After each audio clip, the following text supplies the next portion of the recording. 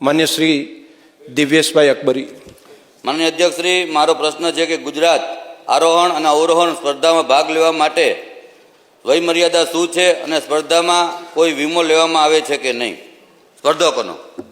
માન્ય અધ્યક્ષ શ્રી, ગુજરાત આરોહણ અવરોહણ સ્પર્ધામાં 14 થી 35 વર્ષની વયમર્યાદામાં આવતા યુવક યુવતીઓમાં સાહસિકતાના ગુણ ખીલે તે માટે રાજ્ય સરકાર દ્વારા પ્રતિવર્ષે આયોજન કરવામાં આવે છે.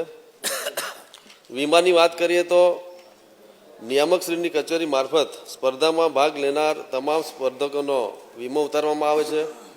માન્ય અધ્યક્ષશ્રી, ભાગ લેનાર તમામ સ્પર્ધકોનો રાજ્ય સરકારની વીમા નિયામક કચેરીની યાદી મોકલી તેમની મારફતે વીમો ઉતારવામાં આવે છે. પ્રતિ વર્ષ વીમા નિયામકશ્રીને 7,80,000નું પ્રીમિયમ ભરવામાં આવે છે, જેમાં દર વર્ષ દરમિયાન નિયામકશ્રી યુવક સેવા અને સાંસ્કૃતિક પ્રવૃત્તિની આવા પ્રકારના સાહસ પ્રવૃત્તિઓમાં ભાગ લેનારા સ્પર્ધકોને આંશિક ઈજાના કિસ્સામાં 2 લાખ રૂપિયા આપવામાં આવે છે.